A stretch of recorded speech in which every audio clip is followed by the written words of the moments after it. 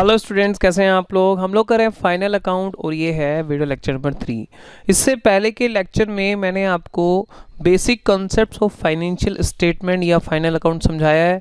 फिर हमने trading account को समझा है और आज हम समझने वाले हैं ट्रेडिंग अकाउंट में डायरेक्ट एक्सपेंसेस का जो पोर्शन होता है वो, और साथ ही साथ प्रॉफिट एंड लॉस अकाउंट किस तरीके से हमें बनाना है। तो ये वीडियो लेक्चर काफ़ी ज़्यादा इंपॉर्टेंट होने वाला है और मेरी रिक्वेस्ट है, अगर कोई स्टूडेंट ये वीडियो लेक्चर फर्स्ट टाइम देख रहा है तो इससे पहले हमारे 2 लेक्चर वो देखे, उसके बाद ही उसको ये लेक्चर अच्छे से क्लियर होगा। राइट, तो यहाँ पर बात करते हैं ट्रेडिंग अकाउंट के अंदर। सबसे पहले हम बात करेंगे कि प्रॉब्लम कहाँ पे आ सकती है। ट्रेडिंग अकाउंट में जो हमारी आइटम्स होती हैं वहाँ पे कौन सी आइटम ऐसी है जो हमें परेशान कर सकती है एग्ज़ाम में। तो एक बार जल्दी से हम देखते हैं ट्रेडिंग अकाउंट का फॉर्मेट। ऊपर ही आ जाता है बिल्कुल यहाँ से। तो ट्रेडिंग अकाउंट में सबसे पहले होता है ओपनिंग स्टॉक। ओपनिंग स्टॉक में किसी को कोई प्रॉब्लम नहीं होगी, या तो एग्ज़ाम में ओपनिंग स्टॉक दिया होगा या नहीं दिया होगा। तो सिंपल है, अगर लास्ट ईयर होगा कुछ बचा हुआ गुड्स वहाँ पर होगा तो ओपनिंग स्टॉक यहाँ पे आ जाएगा। फिर उसके बाद आता है परचेजेस। परचेजेस में भी क्वेश्चन में गिवन होता है, तो परचेजेस में भी अच्छे आपको कोई प्रॉब्लम आने वाली नहीं है। एडजस्टेड परचेज का कॉन्सेप्ट मैं पहले ही आपको समझा चुका हूँ लास्ट वीडियो लेक्चर में। परचेज रिटर्न होगा तो आप माइनस कर दीजिएगा, और बस आपको एक नाम याद रखना है, रिटर्न आउटवर्ड, परचेज रिटर्न का दूसरा नाम। फिर बात आती है डायरेक्ट एक्सपेंसेस। ये वो चीज़ है जिसके लिए ये वीडियो लेक्चर हम बना रहे हैं, यानी डायरेक्ट एक्सपेंसेस बहुत बड़ा इशू है। डायरेक्ट एक्सपेंसेस में क्या क्या एक्सपेंसेस आएंगे, कौन कौन से एक्सपेंसेस आने हैं, वो सारे आज इस वीडियो में मैं आपको कवर करूंगा, और मैं आपको आपके माइंड में उन एक्सपेंसेस को बिठा दूंगा। सबसे बड़ा जो प्रॉब्लम है वो डायरेक्ट एक्सपेंसेस का ही होता है। स्टूडेंट कंफ्यूज रहता है कि डायरेक्ट एक्सपेंसेस में क्या आएगा। ठीक है, उसके बाद आता है सेल। सेल्स क्वेश्चन में गिवन होती है, सेल रिटर्न उसमें से माइनस करके नेट सेल आ जाएगी। और ये तो हमने पहले ही लास्ट क्लास में डिस्कस कर लिया था कि कैश और क्रेडिट दोनों को मिला के यहाँ पे सेल ली जाती है। इसी तरह परचेज। क्लोजिंग स्टॉक में जो इशू था वो मैंने लास्ट क्लास में डिस्कस कर लिया था। कॉस्ट और एनआरवी दो वैल्यूज हो सकते हैं क्लोजिंग स्टॉक के आपके एग्जाम में, तो whichever is lower as पर AS2। इस कॉन्सेप्ट को मैंने कहा था बाद में और अच्छे से हम डिस्कस करेंगे। फिर उसके बाद तो बैलेंसिंग फिगर हमारी ग्रॉस प्रॉफिट या ग्रॉस लॉस। चलिए अब हम बात करते हैं डायरेक्ट एक्सपेंसेस के ऊपर। डायरेक्ट एक्सपेंसेस वो एक्सपेंसेस होते हैं जो माल को लाने से लेकर बनाने तक के हैं। अगेन आई रिपीट, माल को लाने से लेकर बनाने तक के हैं। एक मैन्युफैक्चरिंग ऑर्गेनाइजेशन की अगर हम बात करें तो वहाँ पे क्या होता है, माल को लाया जाता है और साथ में उसको प्रोसेस भी किया जाता है फिनिश्ड गुड्स में कन्वर्ट करने के लिए। चलिए जी तो अब फटाफट से हम डायरेक्ट एक्सपेंसेस की बात करने वाले हैं, और डायरेक्ट एक्सपेंसेस की अलग से मैंने यहाँ पे एक स्लाइड बनाई है ताकि मैं आपको सारे के सारे एक्सपेंसेस अच्छे से समझा भी दूँ, याद भी करा दूँ। तो ये मेरी रिस्पॉन्सिबिलिटी है। मैंने आपको लास्ट वीडियो लेक्चर में भी ये प्रॉमिस किया था कि मेरी जिम्मेदारी रहेगी डायरेक्ट एक्सपेंसेस को याद कराने की। ठीक है, उसके बाद उससे पहले थोड़ा सा ना और हम इसको समझ लेते हैं कौन से हमारे डायरेक्ट एक्सपेंसेस होते हैं, कौन से हमारे इनडायरेक्ट एक्सपेंसेस होते हैं, हमें डायरेक्ट एक्सपेंसेस क्यों समझना ज़रूरी है। तो पहले इसकी इंपॉर्टेंस समझ लेते हैं ताकि आप मेरी बातों को बिल्कुल ध्यान से सुनो। अब देखो होता क्या है कि हमें ट्रेडिंग अकाउंट के बाद बनाना होता है profit and loss account. Right, तो प्रॉफिट एंड लॉस अकाउंट का ये फॉर्मेट यहाँ पे है, जो कि मैं ये कह सकता हूँ 80% स्टूडेंट को आता ही होगा। 80% भी कम ले रहा हूँ, 90% स्टूडेंट ने करा ही है प्रॉफिट एंड लॉस अकाउंट। कुछ एक थोड़े बहुत स्टूडेंट ऐसे हो सकते हैं जिन्होंने फाइनल अकाउंट 11th में नहीं करा है, तो कोई बात नहीं। तो जो भी हमारा ग्रॉस प्रॉफिट या ग्रॉस लॉस आता है, अभी मैं ग्रॉस प्रॉफिट की बात कर रहा हूँ कि हमारे पास प्रॉफिट हुआ ट्रेडिंग अकाउंट में, हमारे पास डेबिट में बैलेंस आ रहा है यानी ग्रॉस प्रॉफिट आ रहा है। तो ये जो बैलेंस होता है, जो बैलेंस डेबिट में आया है वो क्रेडिट बैलेंस होता है। एक्चुअल में कैसे क्रेडिट बैलेंस होता है, क्योंकि ट्रेडिंग में क्रेडिट साइड बड़ी थी, डेबिट साइड छोटी थी। अगर हम इन दोनों को नेट ऑफ करेंगे यानी सेट ऑफ करेंगे तो हमारे पास कौन सा बैलेंस बचेगा, जो साइड बड़ी थी यानी क्रेडिट का बैलेंस। इसी वजह से ये यहाँ पर क्रेडिट में आया है ट्रेडिंग अकाउंट से। ठीक है जी, उसके बाद यहाँ पे सारी की सारी इनडायरेक्ट इनकम्स यहाँ पे लिखी जाती हैं। सर हम कैसे पहचानेंगे डायरेक्ट इनकम कौन सी है, इनडायरेक्ट इनकम कौन सी है। तो मैं आपको बिल्कुल सिंपल करने के लिए बता देता हूँ। ट्रेडिंग अकाउंट में हमारी सेल्स आती है या फिर हमारा जो कोर बिजनेस एक्टिविटी है उससे उसका कोई स्क्रैप हमने सेल करा है। दोबारा मैं रिपीट कर देता हूं, अगर हम मैन्युफैक्चरिंग कर रहे हैं और सेल के साथ हमारे पास कुछ स्क्रैप बच जाता है, वो हमारा मेन बिजनेस ऑपरेशन है, उसमें थोड़ा बहुत स्क्रैप निकलता है, तो वो भी हमारी ट्रेडिंग अकाउंट में ही आएगी, जो कि नॉर्मली क्वेश्चन में देखने को मिलती नहीं है। तो आप क्या करेंगे, सेल्स समझ लेंगे, सेल हमारी ट्रेडिंग अकाउंट में आती है। उसके अलावा जो भी हमें रिसीव हो रहा है, उसके अलावा जो भी हमें आ रहा है, डिस्काउंट मिल रहा है, रेंट मिल रहा है, कमीशन मिल रहा है, डिविडेंड मिल रहा है, बहुत सारा कुछ भी मिल रहा है सेल्स और स्क्रैप के अलावा, ठीक है, तो वो यहाँ पे आएगा इनडायरेक्ट इनकम्स में। तो यहाँ पे मैंने नीचे लिस्ट बना के आपको समझाना भी है, तो आप इसकी टेंशन मत लो, अभी आगे बढ़ते हैं हम। फिर उसके बाद हमारी बात आती है, अगर लॉस हो जाता है तो ऑब्वियसली ग्रोस प्रॉफिट की जगह ग्रोस लॉस आएगा, अगर ट्रेडिंग अकाउंट में लॉस आया तो, ठीक है, तो दोनों में से कोई एक आएगा, अभी हम प्रॉफिट मान के चल रहे हैं। फिर हमारे यहाँ पे आते हैं ऑल इनडायरेक्ट एक्सपेंसेस। हमें डायरेक्ट एक्सपेंसेस ट्रेडिंग अकाउंट के डेबिट में शो करने हैं और इनडायरेक्ट एक्सपेंसेस P&L अकाउंट के डेबिट में शो करने हैं, ठीक है। और सर ये नीचे क्या लिखा हुआ है, operating and non operating expenses. कुछ स्टूडेंट ऐसे हो सकते हैं जिन्होंने कभी ये टर्म सुनी हो, operating expenses and non operating expenses, ठीक है। तो नहीं सुनी तो आप इसको टेंशन मत लीजिए, धीरे धीरे हम डिस्कस कर लेंगे इसको, ये फॉर्मेट आपको बाद के लिए मैंने समझा दिया है। चलिए, तो ऑल इनडायरेक्ट एक्सपेंसेस, अगर मैं इसको सिंपल वर्ड्स में बोलूं, जो खर्चे ट्रेडिंग में आ गए हैं, जो खर्चे ट्रेडिंग में आ गए, उनके अलावा कोई भी एक्सपेंस हो, कोई भी लॉस हो, वो प्रॉफिट एंड लॉस में ही आएगा। दोबारा मैं रिपीट कर देता हूं, ट्रेडिंग अकाउंट में जो एक्सपेंसेस आ गए हैं, जिनको हम डायरेक्ट एक्सपेंसेस कह रहे हैं, उनके अलावा जो भी खर्चे बिजनेस में हो रहे हैं, वो सारे के सारे प्रॉफिट एंड लॉस अकाउंट में ही डेबिट होंगे, चाहे वो एक्सपेंसेस हो चाहे वो लॉसेस हो, ठीक है। तो इसका मतलब सर ये हुआ कि प्रॉफिट एंड लॉस अकाउंट में एक्सपेंसेस की लिस्ट बना के उनको याद करना पॉसिबल ही नहीं है, क्योंकि हर एक बिजनेस का नेचर अलग है, तो वहाँ पे एक्सपेंसेस भी अलग अलग टाइप के होते हैं। तो हमें तो एक कॉमन अंडरस्टैंडिंग डेवलप करनी है, कॉन्सेप्ट को समझना है, क्योंकि हर बिजनेस में भैया हम इतने खर्चे लिख थोड़ा ना पाएंगे, यहाँ पे हर बिजनेस के अलग अलग एक्सपेंसेस होते हैं, तो हमें एक कॉन्सेप्ट डेवलप करना है। तो माल को लाने से लेकर बनाने तक के जितने भी खर्चे हैं वो ट्रेडिंग अकाउंट में डेबिट किए जाते हैं, डायरेक्ट एक्सपेंसेस कहे जाते हैं। उसके अलावा जितने भी खर्चे हैं वो सारे इनडायरेक्ट एक्सपेंसेस कहे जाएंगे, ठीक है सर, ये बात हमें समझ में आ गई। तो अब आपको समझ में आया कि डायरेक्ट एक्सपेंसेस को समझना जरूरी क्यों है, क्योंकि वो लिमिटेड हैं, कम हैं, इसलिए आप उनको याद कर सकते हो, समझ सकते हो। उनके अलावा जो भी आए वो सीधा P&L में आप डाल देना, राइट। फिर उसके बाद लास्ट में ये बैलेंस फिगर आ जाती है, हमारा नेट प्रॉफिट हुआ कि नेट लॉस हुआ। अगर हमारा क्रेडिट का बैलेंस बढ़ा है तो आपका नेट प्रॉफिट हो जाएगा, और डेबिट का बढ़ा है तो नेट लॉस हो जाएगा। तो दोनों में से एक ही फिगर आएगी, तो यहाँ पे हमने इसलिए लिख दिया है either of two will appear, right. चलिए, तो क्या सर हम ट्रेडिंग अकाउंट अलग बनाएंगे, P&L अकाउंट अलग बनाएंगे? नहीं, ऐसा नहीं करते हैं। हम क्या करते हैं, कंबाइंड बनाते हैं। तो ट्रेडिंग एंड P&L का कंबाइंड फॉर्मेट बनाते हैं, trading account and P&L account. देखो ऊपर हमने लिख दिया trading account and P&L account for the year ended. किस साल के लिए बना रहे हो ये जरूर है, आपको अच्छे से लिखना है, क्योंकि आप बीकॉम का एग्जाम देने वाले हो, तो कोई छोटे बच्चे आप नहीं रहे हो, तो नंबर आपके कट जाएंगे अगर आप सही से काम नहीं करोगे तो, राइट। चलो, तो अब यहाँ पे हम जैसे लास्ट क्लास के अंदर भी हमने क्वेश्चन सोल्व किया था कि हमारा ग्रोस प्रॉफिट कितना आया, 7 लाख। अब P&L यहाँ से चालू हो जाता है, इधर नीचे वाला पार्ट जो है वो P&L का है।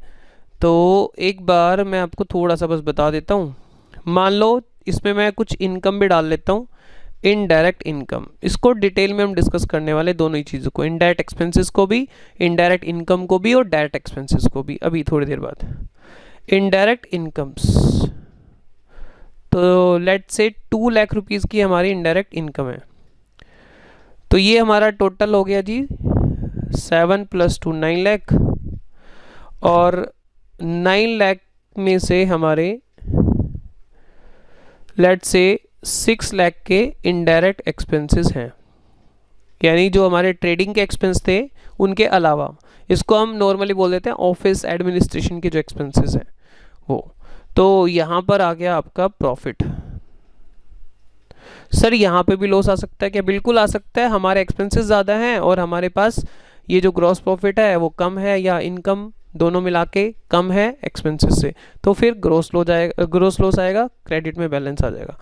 नेट, ओहो सर ये कितनी बड़ी हमने गलती कर दी, ग्रोस लॉस नहीं भाई, कॉपी किया होगा ना ऊपर से, नेट प्रॉफिट, सॉरी यहाँ पे लिखेंगे हम नेट प्रॉफिट, और क्रेडिट में आएगा तो नेट लॉस, ऊपर तो नहीं लिख दिया हमने नेट प्रॉफिट नेट लॉस। ठीक है जी, चलो। हाँ, आप लोगों से एक रिक्वेस्ट हो रहा है, अगर कभी कोई गलती हुआ करे तो प्लीज़ बता दिया करो, क्योंकि होता क्या है कि फेस टू फेस क्लास के अंदर तो बच्चे बता देते हैं सर यहाँ पे गलती हो गई है।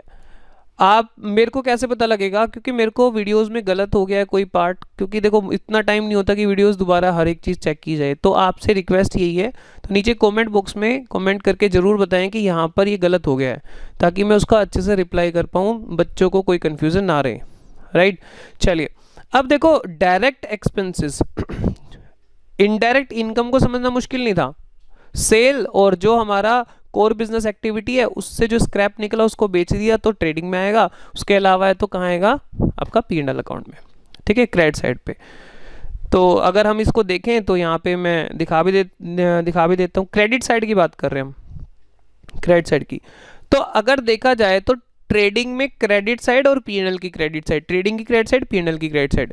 तो ट्रेडिंग की क्रेडिट साइड पे क्या आएगा? आपका सेल आ जाएगा, स्क्रैप आ जाएगा, क्लोजिंग स्टॉक तो वो छोड़ दो, क्लोजिंग स्टॉक तो हमारी डेबिट साइड को कम करने का तरीका है, यानी COGS निकालने का तरीका है।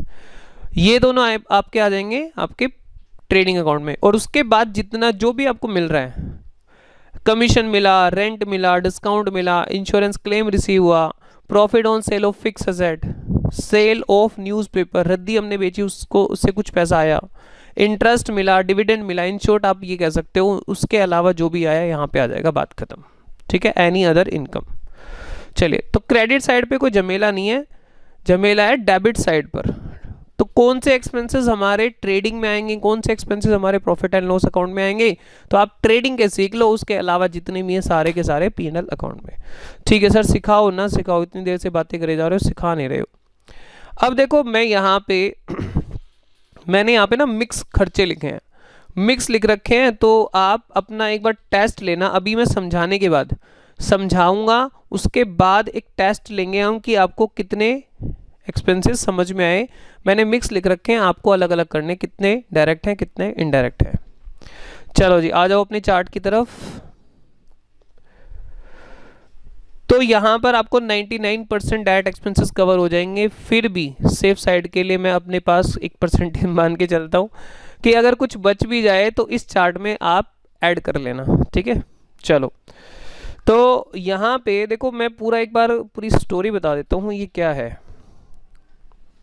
एक बार जूम आउट कर देते हैं। हाँ जी, ये इंडिया है, ये USA। हमारा मैन्युफैक्चरिंग का काम है, मैन्युफैक्चरिंग में क्योंकि ज़्यादा एक्सपेंसेस कवर हो पाएंगे, राइट, क्योंकि इसमें प्रोडक्शन भी हो रही है और लाने के भी खर्चे हो रहे हैं। लाने में ये बताओ, पास से लाने में ज़्यादा खर्चे होंगे या दूर से लाने में ज़्यादा खर्चे होंगे? सर दूर से लाने में ज़्यादा खर्चे होंगे। तो हमने, हमारी एक दिल्ली के अंदर एक फैक्ट्री है और हम USA से गुड्स लेकर आ रहे हैं, तो उसमें बहुत सारे एक्सपेंसेस हमारे कवर अप हो जाएंगे। चलिए, तो हम देखो पूरी पिक्चर देख लो, मैं थोड़ा थोड़ा करके यहाँ पे दिखा देता हूँ, डिटेल में भी डिस्कस करेंगे, सभी खर्चे याद कराऊंगा।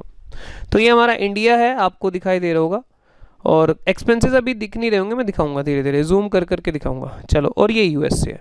चलो जी, सबसे पहले USA से चलते हैं। सबसे पहले यहाँ पर आ जाओ जी, ये है USA में हमारा जो सप्लायर है उसका बिजनेस प्लेस है। तो उसके बिजनेस प्लेस पर क्या होगा जी, सीधी बात है, हम परचेज करेंगे, हम गुड्स खरीदेंगे, गुड्स मतलब यहाँ पे रॉ मटेरियल हम परचेज करेंगे, राइट, रॉ मटेरियल खरीदेंगे तो वो हमारा परचेज कॉस्ट। मैंने क्या बोला था, लाने के एंड बनाने के, लाने से लेकर बनाने तक, लाने से लेकर बनाने तक, अभी लाने के हैं। परचेज कॉस्ट सबसे पहला खर्चा। दूसरा एक्सपेंस होगा पैकिंग चार्जेस का, packing at the time of purchase. ध्यान से सुनना, एग्जाम में कई बार ये भी लिख देता है packing at the time of sale, तो वो सेल के टाइम का है। अभी हम यहाँ पे जो ट्रेडिंग में रखने वाले हैं वो कौन सा रखने वाले हैं, packing charges eight the time of purchase,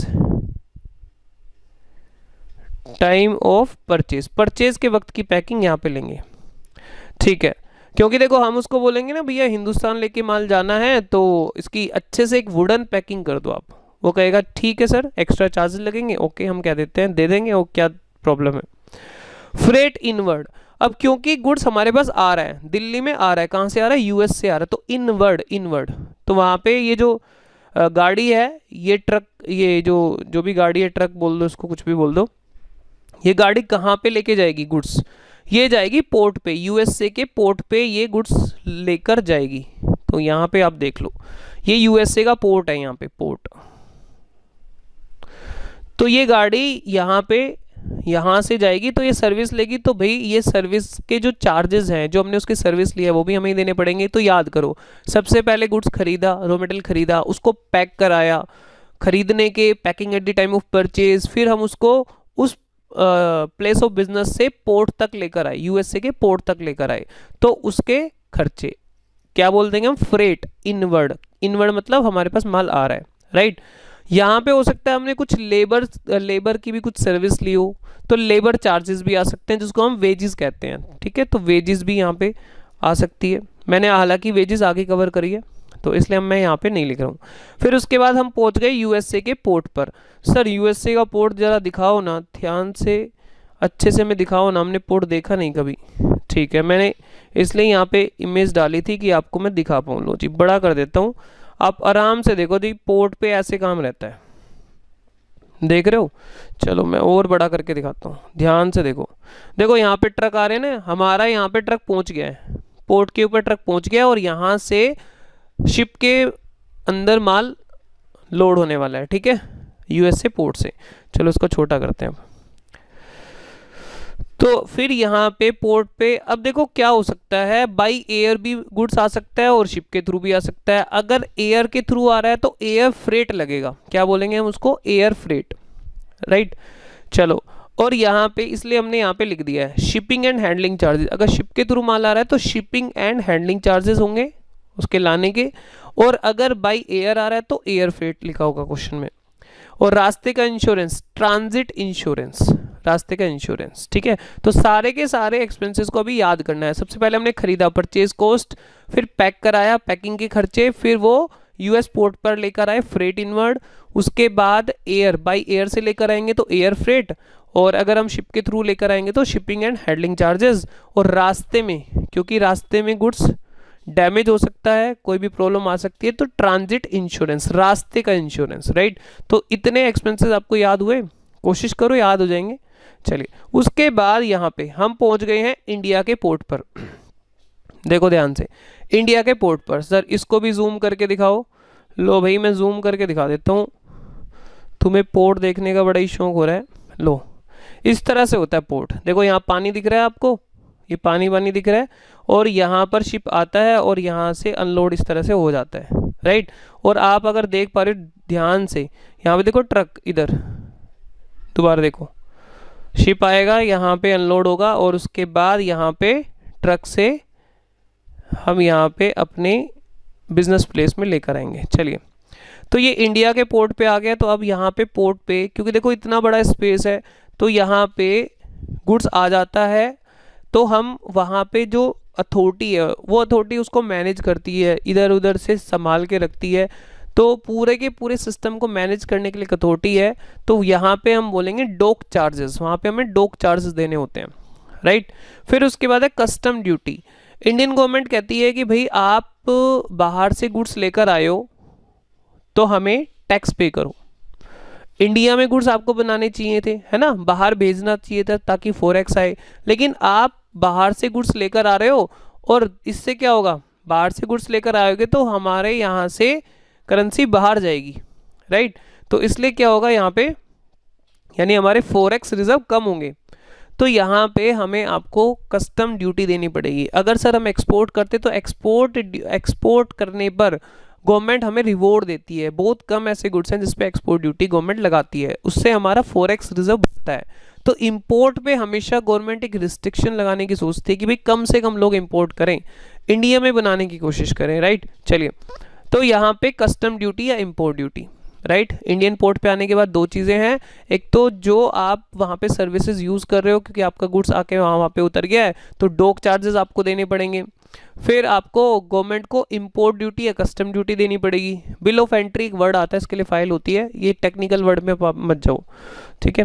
clearing charges, clearing charges जब हमारा यहाँ पे हम गुड्स को अपने छुड़ाने जाएंगे पोर्ट से तो वहाँ पे हमें क्लियरिंग चार्जेस भी पे करने पड़ेंगे। असल में होता है क्या है कि जो हमारा गुड्स है वो कई दिनों तक वेयर हाउसेज में वहाँ पे रखा रहा, हमें टाइम मिला नहीं और हमारे पास वहाँ पे वो गोडाउन में रखा रहा तो वहाँ पे हमें उसका वेयर हाउसेज चार्जेस भी देना पड़ सकता है, तो उनको बोल रहे हैं हम क्लियरिंग चार्जेस, राइट। चलिए फिर उसके बाद अब हम ट्रक वाले को लेकर गए, साथ में सर पे थोड़ा लेकर आएंगे, तो ट्रक वाले को लेकर गए तो उसने फ्रेट लिया, तो इनवर्ड। आउटवर्ड कहाँ पे आता है? आउटवर्ड आता है हमारी फैक्ट्री से बाहर जा रहा है बेचने के लिए, तब आता है फ्रेट आउटवर्ड, लेकिन ये माल अभी हमारी फैक्ट्री की तरफ आ रहा है तो इनवर्ड। फिर उसके बाद ये ट्रक तो मैंने वैसे ही बना दिया। एक टर्म आएगी आपके सामने ऑक्ट्रोय, जो कि आजकल जीएसटी में सब्सिडी हो चुकी है, वो अब नहीं लगती है ऑक्ट्रोय ड्यूटी। तो क्या होता था कि एक टर्म आती थी ऑक्ट्रोय। अब ये क्योंकि बीकॉम लेवल पे पुराने क्वेश्चन उठा के दे देते हैं तो ये ऑक्ट्रोय आज भी आ सकता है, एग्जाम के लिए रेलेवेंट है। ऑक्ट्रोय आप ये समझ लो कि एक लोकल अथॉरिटी का एक छोटा सा टैक्स होता है जो कॉमर्शियल व्हीकल पर लगाया जाता है। अब कई बच्चे इससे समझते हैं कि सर टोल टैक्स की बात कर रहे हो क्या? नहीं, मैं टोल टैक्स की बात नहीं कर रहा हूँ, ठीक है, क्योंकि हमारा अकाउंट थोड़ा पुराना है तो टोल टैक्स उस टाइम पे इतना फेमस कॉन्सेप्ट नहीं था, वो टोल टैक्स की बात तो आजकल होने लगी है। तो ऑक्ट्रोय एक तरह से कि अगर किसी आप स्टेट के अंदर घुस रहे हो तो वहाँ पे उसकी जो लोकल अथॉरिटी है कॉमर्शियल व्हीकल से कुछ टैक्स की तरह कुछ अमाउंट वसूलती है, तो उसको ऑक्ट्रोय कहा जाता है, राइट। चलिए फिर उसके बाद देखो यहाँ पे क्या होता है कि पहले टाइम में क्या होता था कि बैलगाड़ी से हम सामान लेकर आते थे अपने प्लेस ऑफ बिजनेस तक। सर बैलगाड़ी से क्यों? बैलगाड़ी क्योंकि पुराने टाइम का अकाउंट्स हम पढ़ रहे हैं तो बैलगाड़ी पहले हुआ करती थी, तो वहाँ पे हम सामान लेकर आते थे। क्योंकि देखो क्या होता है कि हर जगह पे हम ट्रक को नहीं ला सकते हैं, कुछ रास्ते ऐसे होते हैं बहुत पतले रास्ते होते हैं, वहाँ पे ट्रक नहीं आ सकता, तो हम बैलगाड़ी का सहारा वहाँ पे लेते थे। तो सर ई रिक्शा आ जाएगी आजकल, हाँ आजकल ई रिक्शा चल रही है तो ई रिक्शा आ जाएगी। अब बैलगाड़ी का जमाना तो चला गया, लेकिन हमारा सिलेबस उस हिसाब से बदला नहीं है ना, तो इसलिए ये प्रॉब्लम आ रही है। तो कार्टेज, ये वर्ड कई बार आता है, कार्टेज, कार्टेज इनवर्ड। तो कार्टेज इनवर्ड क्या है? ये कार्ट्रेज नहीं है कंप्यूटर वाली, ध्यान रखना, ये कार्टेज है, कार्टेज। कार्टेज मतलब बैलगाड़ी का किराया है, ठीक है, भाड़ा। इनवर्ड मतलब आने के टाइम का। सर अगर लिखा होता कार्टेज आउटवर्ड मतलब हमारी फैक्ट्री में माल बन गया, प्रोसेस हो गया, उसके बाद सेल होने के लिए जा रहा है, आउट मतलब जा रहा है, आउटवर्ड। फ्रेट आउटवर्ड भी होता तो भी यहाँ पे नहीं आता, इनवर्ड की बात हो रही है। और एक टर्म और याद रख लो आप, तीन टर्म है, freight inward, carriage inward, cartage inward, ये तीनों टर्म आपकी ट्रेडिंग की हैं। इनवर्ड है freight, carriage and cartage. Carriage और फ्रेट आप इंटरचेंजेबली यूज कर सकते हो, तो कभी फ्रेट हम लिख देते हैं, कभी कैरिज लिख देते हैं, बात एक ही है। अब बात करते हैं आगे। अब हमारे गुड्स पहुंच गए फैक्ट्री में, तो आप मुझे जल्दी से इतने एक्सपेंसेस आपको याद हो गए हैं कि नहीं हो गए, वो जल्दी से एक बार बताओ फटाफट से। सबसे पहले रिकॉल करने की कोशिश करो, क्योंकि मैंने प्रॉमिस कर रखा है आपको याद कराना। सबसे पहले माल खरीदा है, परचेज कोस्ट, उसके बाद उसकी पैकिंग कराई यानी packing charges eight the time of purchase. उसके बाद आता है हमारा, हमने ट्रक वाले यानी गाड़ी वाले भैया की सर्विस ली यूएसए पोर्ट तक लाने के लिए, फ्रेट इनवर्ड, वहाँ पे वेजेस भी हो सकती है कि हम लोड कराने के लिए वेजेस लेबर लगाएं तो वेजेस भी आ सकती है, ठीक है। उसके बाद आती है, अगर आप शिप से ला रहे हो तो शिपिंग एंड हैंडलिंग चार्जेस, और अगर एयर से ला रहे हो तो बाय एयर फ्रेट। उसके बाद है ट्रांजिट इंश्योरेंस, और अगर हमारा पोर्ट पे माल आ जाता है तो वहाँ जो अथॉरिटी काम कर रही होती है, क्योंकि हमारे माल को वहाँ से उठाएगी गोडाउन में शिफ्ट करेगी, तो ये सारा काम हमारे लिए फ्री में कोई नहीं करेगा, तो वहाँ डॉक चार्जेस हमें पे करने पड़ते हैं। उसके बाद कस्टम ड्यूटी या इंपोर्ट ड्यूटी कह सकते हो आप, वो है। उसके बाद हमारे पास क्लियरिंग चार्जेस हैं, वेयर हाउस में 10 दिन से माल पड़ा हुआ है तो उसके चार्जेस हैं, क्लियरिंग चार्जेस। उसके बाद फ्रेट हमें पे करना पड़ेगा क्योंकि ट्रक से माल लेकर आएंगे अपने यहाँ पे प्लेस ऑफ बिजनेस में दिल्ली में। फिर उसके बाद यहाँ पे बीच रास्ते में ऑक्ट्रोय भी लग सकता है, और जब हमारे पास ट्रक अंदर नहीं आ पाएगा, छोटे छोटे रास्ते आ जाएंगे, तो हम वहाँ पर बैलगाड़ी से माल लेकर आएंगे फैक्ट्री तक, तो कार्टेज इनवर्ड, राइट। उसके बाद अब फैक्ट्री से रिलेटेड जितने भी खर्चे हैं, फैक्ट्री से रिलेटेड जितने भी खर्चे हैं वो सारे के सारे ट्रेडिंग अकाउंट में ही आते हैं। अगर आपको कभी भी किसी खर्चे के सामने फैक्ट्री लिखा हुआ मिल जाए तो आपको दिमाग ही नहीं लगाना, सीधा ट्रेडिंग में लिख देना है। तो प्रोडक्शन मैन्युफैक्चरिंग मैंने यहाँ पे लिख दी है, प्रोडक्शन हो मैन्युफैक्चरिंग हो ऐसा लिखा हो। वेजेस या वेजेस एंड सैलरी, हाँ ये इंपॉर्टेंट है, इसको समझ लो ध्यान से। वेजेस लिखा है तो ट्रेडिंग में, सैलरी लिखा है तो नॉर्मली हम उसको ऑफिस का समझते हैं, सैलरी लिखा है तो P&L में इनडायरेक्ट एक्सपेंसेस माना जाता है। लेकिन अगर लिखा है वेजेस एंड सैलरी तो जो पहले लिखा है उससे हम मतलब लेंगे, यानी वेजेस का पोर्शन उसमें ज़्यादा है, वेजेस एंड सैलरी कंबाइंड है तो वेजेस का पोर्शन ज़्यादा मानेंगे और उसको लेंगे ट्रेडिंग में। और अगर सैलरी एंड वेजेस लिखा है तो सैलरी का पोर्शन ज़्यादा मानेंगे तो सैलरी की चलेगी, यानी आएगा P&L में। तो ये बात तो खैर आपको 11 से पता भी है और आपके सामने इशू आया भी होगा, लेकिन कुछ बच्चे ऐसे हैं जो नहीं पढ़े हैं, छोड़ आए होंगे, तो उनके लिए मैंने बता दिया। आगे है हीटिंग एंड लाइटिंग। हीटिंग तो ये फैक्ट्री में होती है भाई, हीटिंग वगैरह फैक्ट्री में होती है, ठीक है। चलो फिर पावर एंड फ्यूल, जो पावर होती है जिससे बड़ी बड़ी मशीनें चलती हैं, ये हमारे जो घर पे लाइट हम कंज्यूम कर रहे होते हैं, जो बिजली आती है वो क्या है, वो 400 आई थिंक 300 400 वोल्ट होती है एग्जैक्ट मुझे नहीं पता, थोड़ा सा आइडिया है तो हम नीचे कमेंट बॉक्स में कमेंट करके बता देना किसी को एग्जैक्ट पता हो तो कितने वोल्ट की होती है।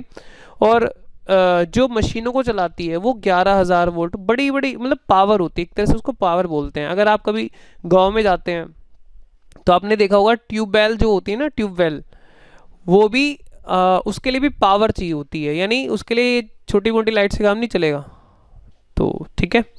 तो बेसिकली पावर कहाँ पे यूज़ होती है, पावर एंड फ्यूल फैक्ट्री में यूज़ होता है, तो वहाँ पे ऑयल है, गैस है, ये कहाँ पे यूज़ होने वाली है, ये फैक्ट्री में यूज़ होने वाले, इसलिए यहाँ पे आया। फैक्ट्री मैनेजर की सैलरी, हालांकि फैक्ट्री लिखा हुआ ही है तो ऑब्वियसली फैक्ट्री में ही आएगा, ठीक है। रॉयल्टी ऑन प्रोडक्शन, ये इंपॉर्टेंट है, रॉयल्टी ऑन प्रोडक्शन। कई बार ऐसा होता है कि हम कोई गुड्स प्रोड्यूस कर रहे हैं और उसका हमने कहीं से फॉर्मूला किसी से लिया है, ठीक है, कहीं से उससे किसी कंपनी दूसरी कंपनी से उसका फॉर्मूला लिया है या कुछ भी उसके राइट्स लिए हैं बनाने के, तो ये हम उसको रॉयल्टी पे कर रहे हैं, रॉयल्टी ऑन प्रोडक्शन, ठीक है जी। चलिए उसके बाद any other factory related expenses, कोई भी इसके अलावा फैक्ट्री रिलेटेड एक्सपेंसेस हैं, भाई कुछ भी लिखा आ सकता है, फैक्ट्री बिल्डिंग का डेप्रीशिएशन, फैक्ट्री मशीन का डेप्रीशिएशन, इस तरह से कुछ भी लिखा आ सकता है। अगर फैक्ट्री आ जाए और ये आपको ऐसा लगे कि ये मैन्युफैक्चरिंग या प्रोडक्शन से रिलेटेड एक्सपेंस है, तो इसको बिना सोचे समझे आपको कहाँ रख देना है, ट्रेडिंग अकाउंट में रख देना है। चलिए, तो मुझे उम्मीद है अगर आप थोड़ा सा मेहनत करोगे, इस पे थोड़ा सा हल्का सा मेहनत एफर्ट लगाओगे तो डायरेक्ट एक्सपेंसेस आपको याद हो जाएंगे। तो हमारे लाने से लेके बनाने तक, तो लाने के कौन कौन से थे, लाने के यहाँ तक थे, जहाँ बैलगाड़ी थी वहाँ तक लाने के थे, और उसके बाद सारे के सारे हमारे बनाने के हैं, राइट। चलिए जी, अब ये बताओ अगर कोई ट्रेडर है तो ट्रेडर के लिए तो सिर्फ क्या होगा, परचेज कॉस्ट होगी और उसको लाने के होंगे, बस वो होंगे। लेकिन मैन्युफैक्चरर के लिए क्या होंगे, थोड़े से एक्स्ट्रा फैक्ट्री के खर्चे भी बढ़ जाएंगे। तो अब ये बताओ, ये आपको पूरा चार्ट याद हो जाएगा कि नहीं हो जाएगा। अगर किसी बच्चे को कोई डाउट आया है इसमें तो नीचे कमेंट बॉक्स में कमेंट करके ज़रूर बताए कि कहाँ पे कमी रह गई है। और अगर किसी बच्चे को ये वीडियो, ये जो हमने चार्ट बनाया है, मैंने इसमें बहुत सारा टाइम लगाया है, तो प्लीज़ नीचे एक कमेंट तो ज़रूर करके जाना कि ये चार्ट आपको कैसा लगा, और आज से पहले आपने इस तरीके से कभी पढ़ा था कि नहीं पढ़ा था ट्रेडिंग अकाउंट या P&L अकाउंट। तो प्लीज़ बताना ज़रूर, उससे मोटिवेशन लेवल बढ़ता है और इस तरह के और भी चार्ट बनाने का मन करेगा, क्योंकि टाइम बहुत जाता है इन चार्ट्स को बनाने में, खुद से बनाया हुआ है। चलिए आगे बात करते हैं। तो यहाँ पे मुझे उम्मीद है कि आपको ट्रेडिंग अकाउंट के जो एक्सपेंसेस हैं वो समझ में आ गए होंगे, डायरेक्ट एक्सपेंसेस। अब यहाँ पे ना मैंने मिक्स करके लिखे हुए हैं, अब बताना मुझे ज़रा। चलिए जी, तो सबसे पहला है सैलरी। सैलरी किस में आएगा, P&L अकाउंट, बिल्कुल सही है। टेलीफोन किस में आएगा, P&L अकाउंट, बिल्कुल सही। फ्रेट इनवर्ड ट्रेडिंग में आएगा सर। वेजेस ट्रेडिंग में आएगा। स्टेशनरी P&L में आएगा। कमीशन पेड P&L में आएगा। रेंट, बस आप ये याद रखो ट्रेडिंग में क्या क्या था, बस रेंट पेड ट्रेडिंग में नहीं था, P&L में आएगा। प्रोडक्शन एक्सपेंस ट्रेडिंग में आएगा भाई। कैरिज आउटवर्ड यानी ये इनवर्ड था ट्रेडिंग में, डायरेक्ट एक्सपेंसेस में इनवर्ड है, ये माल को बनाने के बाद का है, जाते टाइम का। ठीक है। Bad debts, sir bad debt तो नहीं था ट्रेडिंग डायरेक्ट में, P&L। पावर, हाँ ये था ट्रेडिंग। कैरिज कोरियर एक्सपेंस, ये तो नहीं था, माल को लाने से लेके बनाने में नहीं था, तो ये P&L। गैस फ्यूल एक्सपेंसेस, ये था भाई, ये ट्रेडिंग में आएगा। डेप्रिसिएशन ऑन फिक्स एसेट, ये भी नहीं था, तो ये आएगा P&L में। Interest on loan, sir P&L। Wages and salary, sir ये आएगा आपका ट्रेडिंग में। डॉक चार्जेस, याद रखना डॉक चार्जेस, ठीक है, पोर्ट के चार्जेस ट्रेडिंग में। रिपेयर एंड मेंटेनेंस, ऐसा तो कुछ नहीं था, लाने से लेके बनाने में रिपेयर मेंटेनेंस नहीं था, तो यानी P&L। Octroi trading.